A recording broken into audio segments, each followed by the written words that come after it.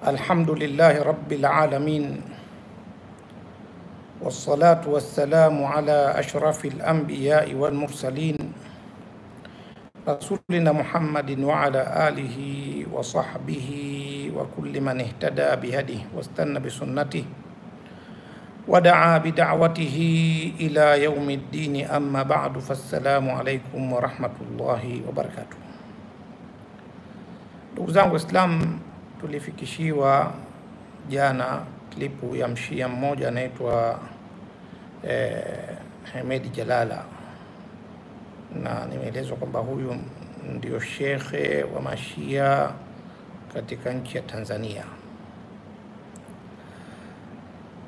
na klipu hii amezungumzia ndani yake masala ya kumwingilia mke katika utupu wa nyuma, waliyadhu billahi, na ametolea ushahidi ndani yake aya ya Qur'ani, nisaukum harthun lakum fa'atu harthakum anna shi'tum, wake zenu ni konde zenu, ni mashamba yenu, basi ziendeeni konde zenu na mashamba yenu vile ambavyo munataka. Na akafikia kudai kwamba yule ambaye anawatuhumu mashia katika masala hii, huyo atakuwa anaituhumu Qur'ani. Amesema hayo baada ya kudai kwamba neno anna katika aya hii tukufu lina maana tatu ambazo yeye ameziita kaifama na haithuma na annama. Kwanza ningalipenda kuambia ndugu zangu wafuatiliaji na ndugu Waislamu kwa ujumla, aya ambayo ameileta Sheikh huyu wa Kishia amesoma vibaya katika sehemu mbili zenye hamza katika aya hii, hamzatul qat'i ambazo hukumu yake ni sukuni, yeye amezitia haraka.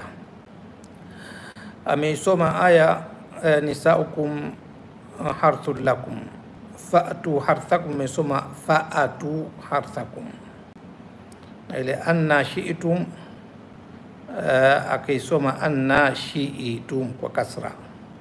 Inawezekana ulimi wake umempiga chenga katika sehemu hizi, basi ni tanbihi tu kuweza kuwatanabahisha ndugu zetu Waislamu kwamba aya isomwe vizuri. Na katika jambo jingine ambalo limenishangaza sana kwa shekhe ambaye kapewa cheo cha ushekhe wa mashia katika nchi ya Tanzania, nchi ambayo inajulikana vizuri katika elimu ya dini, ameshindwa kutuelezea masala ya anna vizuri. Hata hizo ambazo yeye amezizungumza, haithuma na kaifama, ile ainama ameshindwa kuitamka inavyotakiwa, ameitamka annama wakati ni ainama. Ainama, na tumejua kwamba ni ainama kwa sababu alipoelezea maana yake amehusisha na sehemu, kwa maana hiyo ikawa ni ainama, aina min aina anil makani. Hii ni tambihi tu katika masala hayo. Kwa maana hiyo, ikiwa ni mustawa wake huo katika masala ya kilugha, vipi ataweza kutegemewa katika ufahamu wa aya? Kwa kweli ni mtihani mkubwa sana. Kama ilivyokuwa mwisho wa klipu alipoelezea masala kwa lugha ya Kiarabu, akasema masala mukhtalafun fihi, nayo ni kosa kilugha, inaonyesha mustawa wake bado ni mdogo katika lugha ya Kiarabu. Ilikuwa sema masala mukhtalafun fiha. Ala kuli hal, inawezekana zikawa ni hafawati hizi, kwa sababu lugha ya Kiarabu si lugha yake ya asli, ambayo inawezekana. Lakini tukija katika aya tukufu, ndugu zangu Waislamu, hii aya Allah mtukufu anatueleza ndani yake, nisaukum harthul lakum, wake zenu, tunakusudia wanawake wenu pia, wake zenu ni mashamba yenu. Fa'tu harthakum anna shi'tum, endeeni mashamba yenu vile ambavyo mnapenda. Taban itiyani alharthi hapa kinaya anil jimaa, ni makusudio yake ni kuwaingilia. Na Allah mtukufu aliposema nisaukum harthul lakum, ni shamba lenu, manake wewe ambaye umeoa, wewe ni mlimaji, sawa. Kwa maana jembe lako lipeleke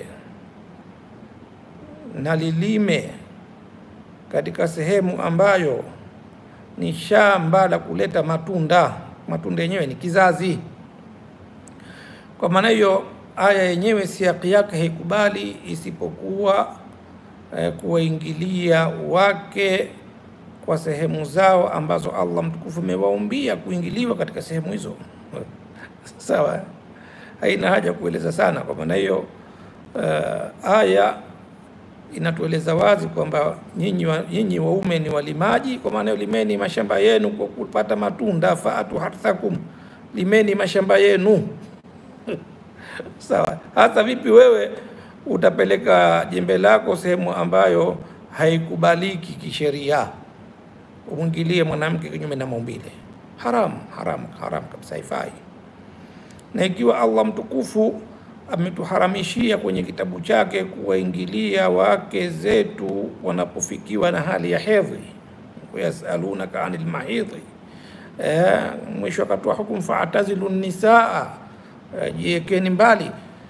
Basi vipi utasema kwamba Allah mtukufu amekubalisha kuingilia kwa utupu wa nyuma, katika utupu wa nyuma, na ukadai kwamba kauli ya Mashia katika neno hilo ni ukiwatuhumu unaituhumu Qur'ani? Kwa kweli ameleta neno baya sana Mshia huyo, anizulia Qur'ani uongo, iyadhu billahi. Kwa maana hiyo maneno ambayo ameyataja kuhusiana na neno anna, na Qur'ani imekuja sana herufi ya anna, imekuja sana, imekuja katika aya nyingi tu. Ya Maryamu anna laki hadha, anna yakuna li waladun, mpaka mwisho, anna yakuna li ghulamun, na sehemu nyingi tu katika Qur'ani. Kwa hivyo sina haja kuelezea na kuchambua maana ya anna, sawa. Lakini hapa nachokielezea hukumu katika masala hii. Sisi kwa upande wetu al-haq wal istiqama al-ibadhiyya, wanavyuoni wetu hawajatofautiana, ni mujmi'una ala tahrimi itiyani almar'ati fi duburiha, wamekubaliana wote juu ya uharamu wa kumwendea mwanamke, kumwendea mke kinyume na maumbile, kumwendea katika utupu wake wa nyuma ni haramu kwetu. Na fatwa za wanavyuoni wetu, mwenye kulifanya hilo anakuwa amefanya dhambi kubwa, anatakiwa kutubia kwa Allah mtukufu na kutoa dinarul firashi. Na dinarul firashi kafara hii, dinarul firashi ni kafara, kafara dinarul firashi ni uzito wa gramu 4.5 za dhahabu au kiwango chake. Anatoa kafara hii kuwapa maskini na mafakiri wa Kiislamu.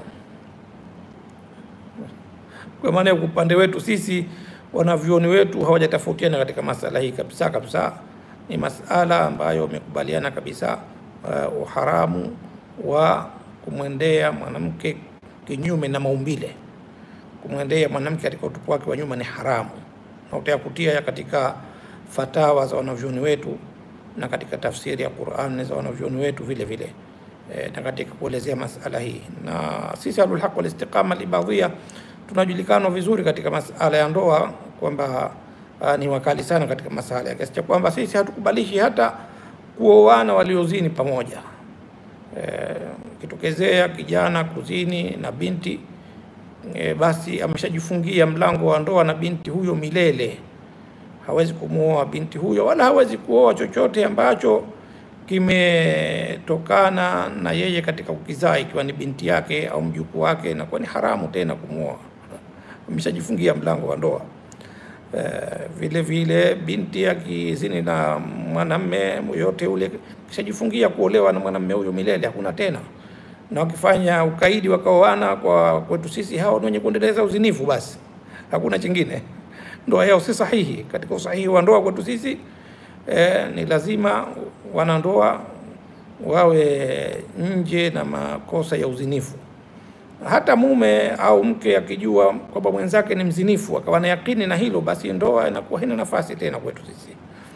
Sawa, tofauti na ndugu zetu wengine ambao ni Waislamu wenzetu, lakini tumetofautiana katika masala haya na mengineyo. Sawa, wajibu wetu kuheshimiana. Na neno la shekhe huyo anaitwa Sheikh Ahmed Jalala katika maelezo yake linaonyesha wazi kwamba kauli yao ni kukubalisha kumwingilia mwanamke kinyume na maumbile, kwa sababu amesema mwenye kuwatuma Shia katika masala hiyo atakuwa anaituhumu Qur'an na kusudia masala kumwingilia mwanamke, kukubalisha kumwingilia mwanamke katika utupu wake wa nyuma, waliyadhu billahi. Kwa hivyo tujihadhari sana, na katika hili tuchukue mawqif katika jamii zetu kwamba mshia akiposa haifai kupewa mke kwa upande, kwa sababu anahalalisha jambo ambalo ni haramu upande wetu.